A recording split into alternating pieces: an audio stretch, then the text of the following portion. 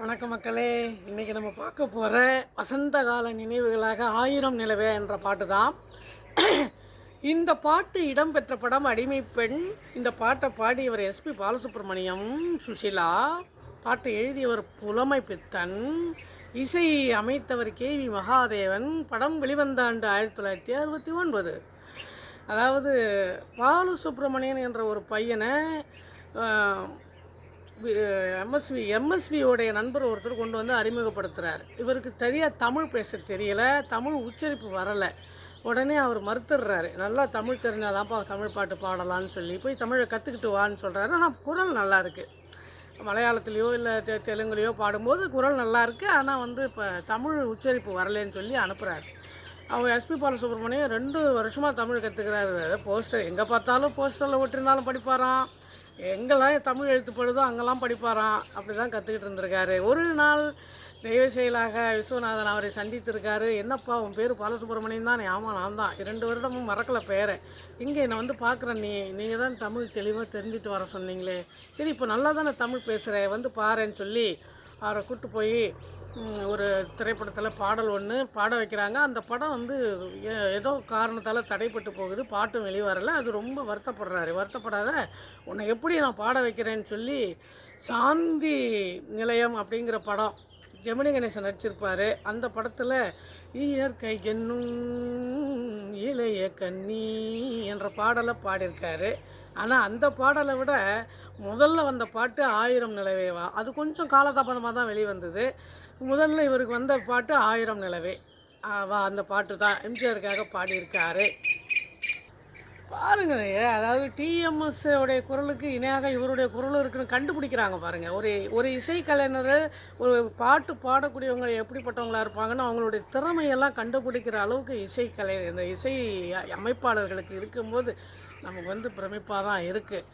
இந்த பாடலை இவர் பாடினால் நல்லா இருக்கும், இந்த குரலில் பாடினால் நல்லா இருக்கும் அப்படின்றத கண்டுபிடிக்கிறாங்க பாருங்கள்.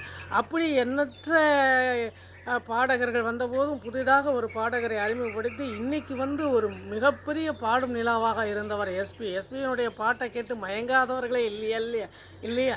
அப்போ அவர்களையெல்லாம் அறிமுகப்படுத்தினவர்களை நாம் என்றைக்குமே மறக்கவும் கூடாது. இவங்களெல்லாம் நம்மளை இந்த உலகத்துக்கு அறிமுகப்படுத்தியவர்கள் தான் பிரம்மாக்கள் என்று சொல்லலாம். அந்த பிரம்மாக்கள் வழிகாட்டுதலில் தான் அவர்களும் பெயரெடுத்து சென்று விடுகிறார்கள். இப்போ ஆசிரியர் பாடம் நடத்துகிறாரு, ஆனால் ஆசிரியரை விட மாணவன் தான் மிகப்பெரிய ஒரு இடத்துக்கு வரான்.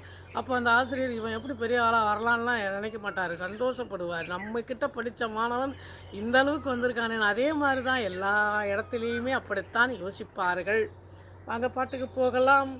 ஆயிரம் நிலவேவா, ஓர் ஆயிரம் நிலவேவா, இதழோரம் சுவை தேட புது பாடல் விடி பாட பாட ஆயிரம் நிலவேவா.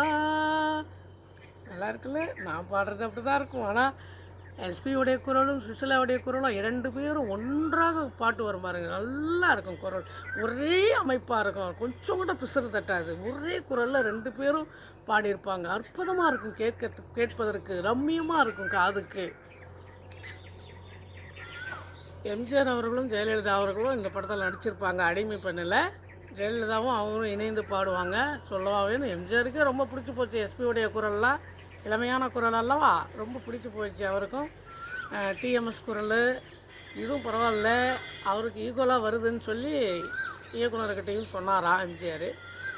நள்ளிரவு துணை இருக்க நாம் இருவர் தனி இருக்க, நள்ளிரவு துணை இருக்க நாம் இருவர் தனி இருக்க, நாணம் என்ன பாவம் என்ன நடை தளர்ந்து போனது என்ன, இல்லை உறக்கம் ஒரே மனம், என் ஆசை பாராயோ, என் உயிரிலே உன்னை எழுத உன் மேனி தாராயோ. அற்புதமான புலமை பித்தனுடைய வரியில், கேஎஸ் மகாதேவன் இசையில், எஸ்பியினுடைய குரலில், சுஷிலாவினுடைய குரலில் மிக அற்புதமாக இடம்பெற்ற ஒரு பாடல் இந்த பாடல். இன்னும் நிறைய அதாவது பொய்கை எனும் நீர்மகளின் பூவாடை போர்த்திருந்தால் தென்றல் எனும் காதலனின் கைவிளக்க வேர்த்து நின்ற, இது மாதிரி பாடல் வரிகளை நம்மளுடைய அதாவது ஒரு குலத்தினுடைய காட்சியை கண் முன்னால் கொண்டு வந்து நிறுத்தி இருக்கிறார் புலவர். எம்ஜிஆர் சொல்ல வேண்டும். நல்லா பாடல் பிடித்திருந்தால், இந்த கருத்து பிடித்திருந்தால் லைக் பண்ணுங்கள், ஷேர் பண்ணுங்கள். சந்திப்போம்.